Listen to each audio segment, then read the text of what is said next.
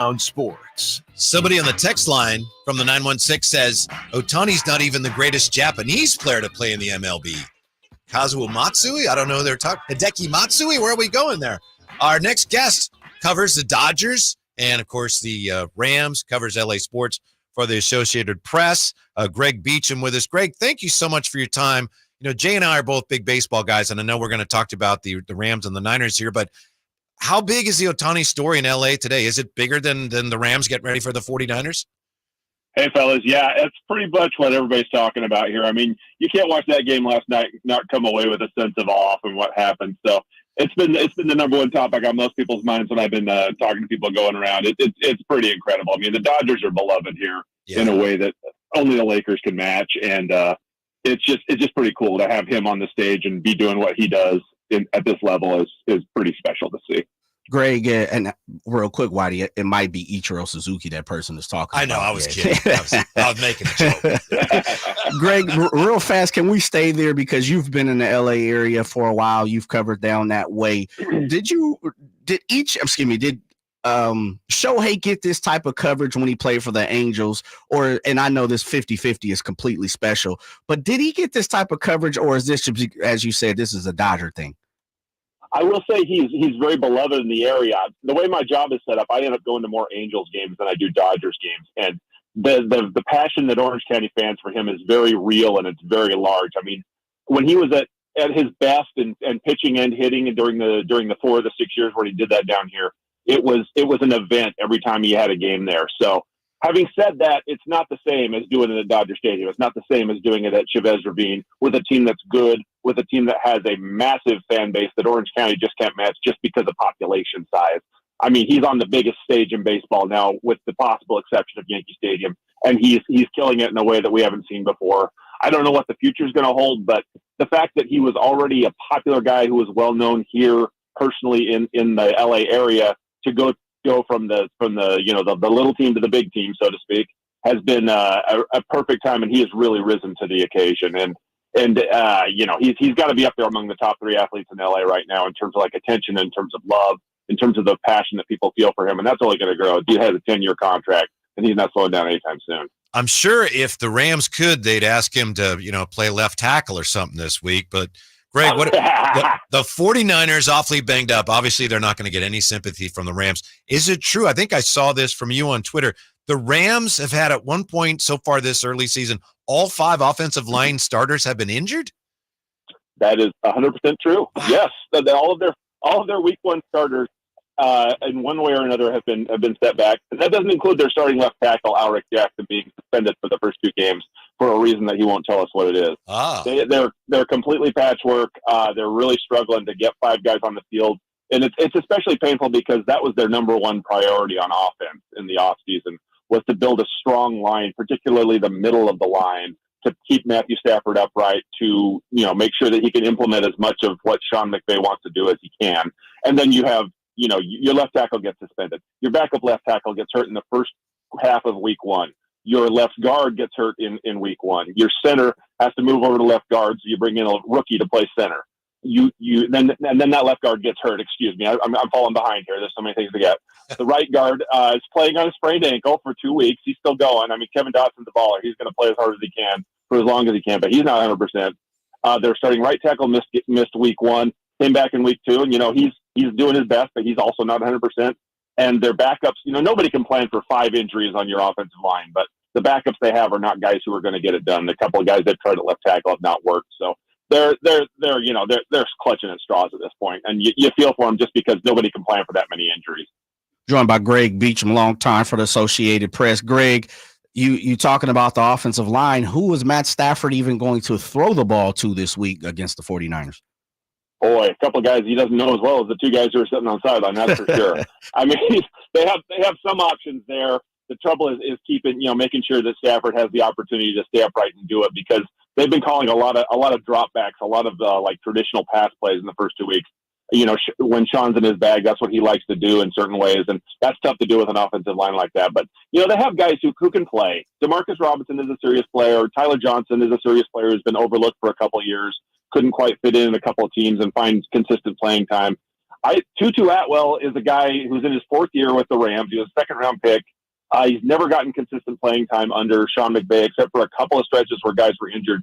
And when he came in, he did some good things. He's not without skill, and he's one of the fastest guys on the field. So they'll have some targets, but not having Cooper Kupp, not having Puka Nacua, not having Tyler Higbee deprives Matt Stafford of option 1, 2, and 3 in terms of who he would want to throw to in a perfect world. So again, they're clutching at straws. They're doing their best, and just not a lot of options right now. That's right. I forgot about Tyler Higbee too. Yeah. Greg Beacham with us. Greg, this may be a silly question, but how come when the 49ers are down there at SoFi, there are so many more 49er fans than Ram fans when the 49ers, well, I should say when the Rams have won a Super Bowl more recently than the 49ers? Well, I'll take you back to 1994 when a woman who owned the Los Angeles Rams made a really poor business decision and got a bit flim-flammed and bamboozled by a couple of people who wanted her to move her team to her hometown in St. Louis, and ended up abandoning the second largest media market in the country. And not only were they gone for 21 years, when they left, they set the bridge on fire. I mean, it's like when teams leave a town, you take it personally as a sports fan. So the Rams have come back, and they've come back in about the best way possible. They have an amazing stadium. They have an interesting coach. They have a star. They've had a lot of stars on this team when they've come back, and they've won a Super Bowl. They've made 2 Super Bowls. Yeah. They're still building that back, the bridge that Georgia Frontier torched 21 years ago before they came back. So it takes time. And while they were gone, a lot of football fans looked around, and a lot of fans in LA adopted a new team. And even though the Niners, were not the best team in the world in the 2000s, a lot of younger fans adopted them as their team. And we know about the Raiders' presence down here, and that's generational, obviously. But a lot of people adopted the Niners. I mean, people travel, but there's also just a lot of Niners fans who live in Los Angeles, and there's a lot of people in the Los Angeles area. So, they come out and they support their team. It's great. It's cool, but that's what it is. And the Rams have to fight against 20 years of history there. Would you say, and pardon me, Jay, I just wanted to follow up. Would you say that the Rams are making a noticeable progress in that regard as far as trying to reestablish themselves with the fan base? I will say that, yeah. And I'm speaking as a guy, from Northern California, lives in Southern California. There's definitely a movement on, and the Rams are the number one team among people who are new fans and people who want to embrace Los Angeles. They've far outpaced the Chargers, and the Raiders and the Niners are not gaining a lot of new fans down here, obviously. But having said that, the people who have money, the people who can go to games, who can pay for tickets, are people who already have a favorite team, by and large. You know what I mean? And so the Niners are their team. The Raiders are their team. The Packers are their team. And that's who they are.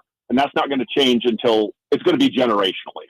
And, they're working on that. And the Rams have done a pretty good job of laying the foundation, but even they realize it's going to take time. Yeah. There are pickleball teams in Folsom who are more popular locally than the Chargers are in LA. Am I right, Jay? That's just a strange situation. You cold blood, man. You cold blood. Greg, a 2 question here, and it kind of jumps around local. 1 is a personal question. 2 is kind of a personal question on your end. Number 1, Ahkello Witherspoon, being here from Sacramento, of course, a former 49er. I know he signed with the Rams. I believe he is upgraded to active roster. If he is, what's the outlook for him being back here with the Rams? And then secondly, I would love to get your thoughts, and hopefully don't take it the wrong way, because I know you're from the Bay Area. I believe you're from Oakland. I'm an Oakland A's fan. That's right. With that being said, what's your thoughts on the Oakland A's maybe leaving? Well, we know they're leaving Oakland here and coming here to Sacramento for who knows what, but your thoughts on the A's situation? Oh, gosh.